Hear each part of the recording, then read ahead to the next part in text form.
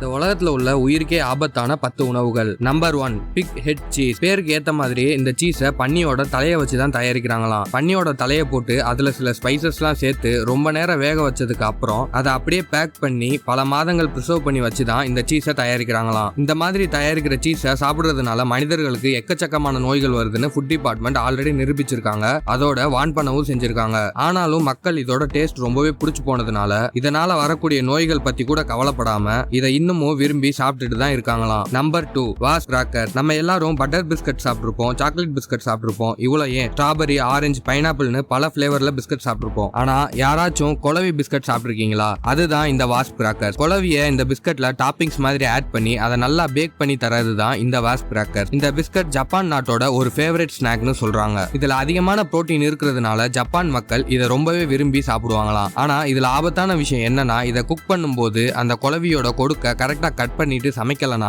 அந்த கொடுக்கு சாப்பிடுறவங்களோட வயிற்றுக்குள்ள போய் அவங்க உயிருக்கே ஆபத்தாயிருமா. Number 3, octopus. நிறைய கண்ட்ரீஸ்ல ஆக்டோபஸை விதவிதமா சமைச்சு சாப்பிடுறாங்க. ஆனா ஜப்பான், சைனா, கொரியால மட்டும் இன்னுமே ஆக்டோபஸை அப்படியே சமைக்காம உயிரோட தான் சாப்பிடுறாங்களாம். இதை இப்படி உயிரோட சாப்பிடும்போது இதோட டென்டக்கிள்ஸ்லாம் சாகாம ஆக்டிவா இருக்கும். சோ அதனால சில நேரம் இதை சாப்பிடும்போது இந்த டென்டக்கிள்ஸ்லாம் நம்மளோட த்ரோட்ல போய் கம் போட்ட மாதிரி ஒட்டிக்கும். இதனால நம்மளால மூச்சு விடாம கூட போயிருமா. இந்த மாதிரி ஆல்ரெடி நடந்து நிறைய பேர் இறந்தும் போயிருக்காங்க. இப்பவும் கொரியால ஒரு வருஷத்துக்கு 30 பேர் வரைக்கும் இப்படி ஆக்டோபஸை உயிரோட சாப்பிடுறதுனால இறந்து போறாங்களாம். இதே மாதிரி சைனால உள்ள ஒரு யூடியூபர் ஆக்டோபஸை உயிரோட சாப்பிட ட்ரை பண்ணி அந்த ஆக்டோபஸ் அவங்க முகத்திலேயே ஒட்டிக்கிட்டு எடுக்க முடியாம ரொம்பவே வலியில கஷ்டப்பட்டு இருக்காங்க. Number 4, blood clamps. சைனால உள்ள மக்கள் நிறைய உணவுகளை சமைக்காம அப்படியே பச்சையா தான் சாப்பிடுறாங்க. அதுல ஒண்ணுதான் இந்த பிளட் கிளாம்ஸ். சைனாவை தவிர்த்து இன்னும் பல நாடுகள்லயும் இந்த பிளட் கிளாம்ஸை சாப்பிடுறாங்க. ஆனா அவங்க எல்லாரும் இதை கிளீன் பண்ணி நல்லா வேக வச்சு தான் சாப்பிடுறாங்களாம். ஆனா சைனால மட்டும்தான் இதை அப்படியே சமைக்காம சாப்பிடுறாங்களாம். இதை இப்படி சாப்பிடுறதுனால நிறைய பேர் சைனால இறந்தும் போயிருக்காங்க.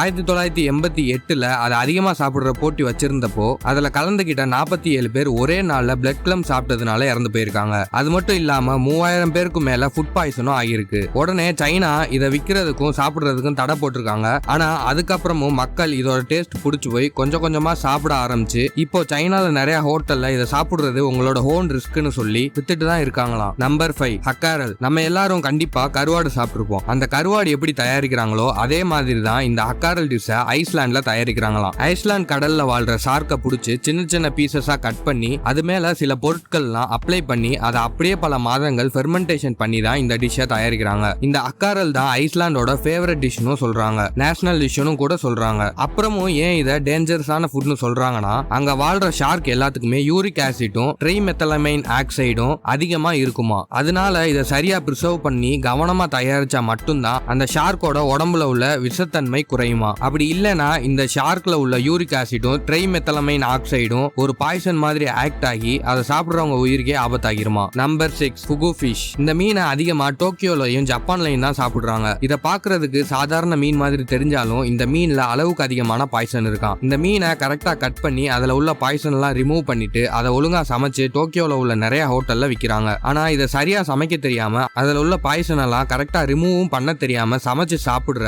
நிறைய பேர் இறந்து கூட போறாங்க. ஆரம்பத்துல இந்த மீனை எப்படி சமைச்சு சாப்பிடணும்னு தெரியாம சாப்பிட்டு ஒரு வருஷத்துக்கு 50 பேருக்கு மேலையும் இறந்து போயிருக்காங்க. என்னதான் இப்ப இதை நிறைய பேருக்கு நல்லா சமைக்க தெரிஞ்சாலும் இப்பவும் வருஷத்துக்கு இந்த மீனை சாப்பிடுறதுனால 2-3 பேர் இறந்து தான் போறாங்களாம். நம்பர் 7, கசு மார்சு. சீஸ்க்கு பேர் போன நாடுனா அது இட்டாலி. அங்க பல விதமான சீஸ்கள் விற்கிறாங்க. அதுல ரொம்பவுமே பாரம்பரியமான ஒரு சீஸ் தான் இந்த கசு மார்சு. இந்த சீஸை ஆட்டோட பால்ல இருந்து மட்டும் தான் தயாரிப்பாங்களாம். ஆனா என்னதான் இந்த சீஸை பாக்குறதுக்கு ரொம்பவே அழகா இருந்தாலும் இதுக்குள்ள ஒரு ஆபத்தும் ஒளிஞ்சிருக்கு. இந்த சீஸ்க்குள்ள ஆயிரக்கணக்கான புழுக்கள் உயிரோட இருக்குமா. இப்படி இந்த சீஸை நம்ம சாப்பிடுறதுனால இதுக்குள்ள இருக்கிற புழுக்கள் உயிரோட நம்ம வயிற்றுக்குள்ள போய் மனிதர்களுக்கு நிறைய விதமான நோய்களை உண்டாக்குது. இந்த சீஸை தொடர்ந்து சாப்பிடுற நிறைய பேர் இறந்து கூட போயிருக்காங்க. இதனாலேயே இத்தாலி கவர்மெண்ட் 1998லயே இந்த சீஸை பேன் பண்ணிட்டாங்க. ஆனாலும் இந்த சீஸோட டேஸ்ட் நிறைய மக்களுக்கு பிடிக்கிறதுனாலையும் இது இத்தாலியுடைய பாரம்பரியமான ஒரு உணவுங்கிறதுனாலையும் இத்தாலியில இதை நிறைய பேர் இல்லீகலா பண்ணி வித்துக்கிட்டு தான் இருக்காங்களாம். நம்பர் 8, பலூட். ரொம்பவுமே கொடூரமான இந்த டிஷ்ஷை பிலிப்பைன்ஸ்ல தான் சாப்பிடுறாங்களாம். அப்படி என்ன கொடூரம்னா, நீங்க பாக்குற இது எல்லாமே வாத்து முட்டைகள். இதை வச்சு இவங்க என்ன பண்றாங்கன்னா,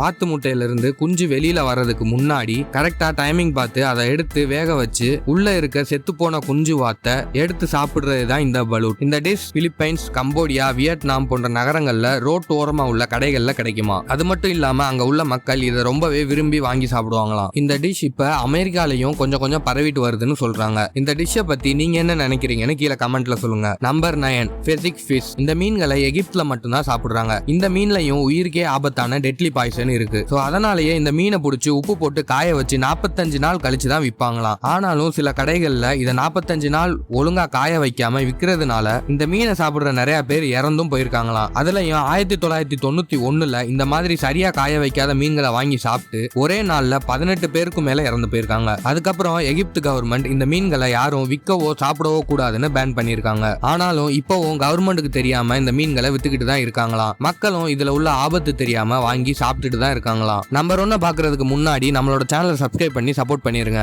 நம்பர் 10 ஆல்கஹால் டியூனா ஐபால்ஸ். இந்த மாதிரியான ஐபால்ஸை ஜப்பான்ல தான் அதிகமா விற்கிறாங்க. இந்த பெரிய கண்ணு எல்லோ ஃபின் டியூனா அப்படிங்கிற ஒரு மீனோட கண்ணு. இந்த கண்ணை நார்மலா சமைச்சு சாப்பிட்டா நமக்கு எந்த பிரச்சனையும் இல்ல. ஆனா ஜப்பான்ல இந்த கண்ணோட அதிகமான ஆல்கஹாலை கலந்து அது கூடவே இன்னும் சில பொருட்களையும் ஆட் பண்ணி காக்டெயில் கூட சேர்த்து சாப்பிட கொடுப்பாங்களாம். இந்த மாதிரி சாப்பிடுறதுனால சில பேர் அதிகமான ஆல்கஹாலை தாங்க முடியாம மயங்கி விழுந்துருவாங்களாம். அப்போ அவங்கள போய் உடனே ஹாஸ்பிட்டல்ல சேர்க்கலைன்னா அவங்க உயிரை காப்பாத்துறது ரொம்பவே கஷ்டம்னு சொல்றாங்க. ஜப்பான்ல அதிக போதைக்கு ஆசைப்பட்டு இதை சாப்பிடுற நிறைய பேர் இறந்தும் போயிருக்காங்களாம். சோ அதனால ஜப்பான் கவர்மெண்ட் இதை விற்கிறதுக்கு பல வருஷங்களுக்கு முன்னாடியே தடை போட்டுட்டாங்க.